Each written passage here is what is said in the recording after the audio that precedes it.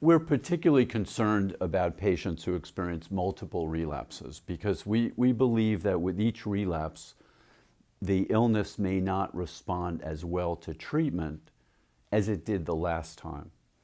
It's possible that the illness could become what we refer to as treatment resistant, meaning the medications are no longer working the way we expect, and that treatment resistance might be at least partially a result of multiple relapses. So I think there are many things that happen when patients relapse. They lose some of the gains that they've made in terms of social and vocational functioning, perhaps their social relationships, their job suffers, they may have to take time off from work or to leave school.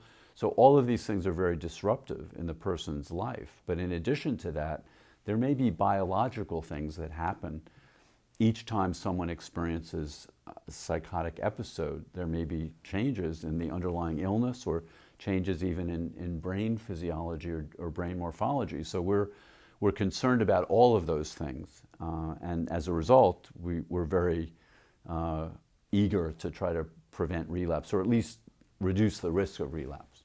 One of the concerns that we have is once we get somebody back on treatment, we're not sure that we can reverse some of the damage that's been done. We don't know. It's a very difficult thing to study, but it adds to our concern in terms of preventing relapse from happening in the first place. We're concerned about the prevention of relapse for many reasons.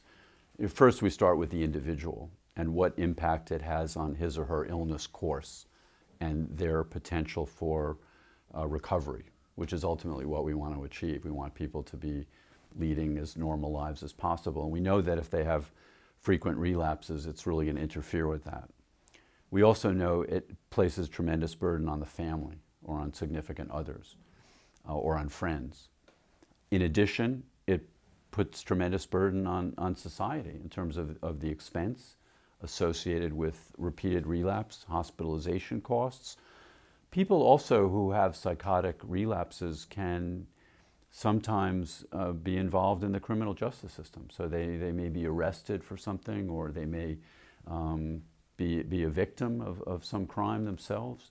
And these are all associated costs. In addition, we have the lost opportunity cost in terms of work or school. So if someone can't participate in those activities, there's a cost associated with that.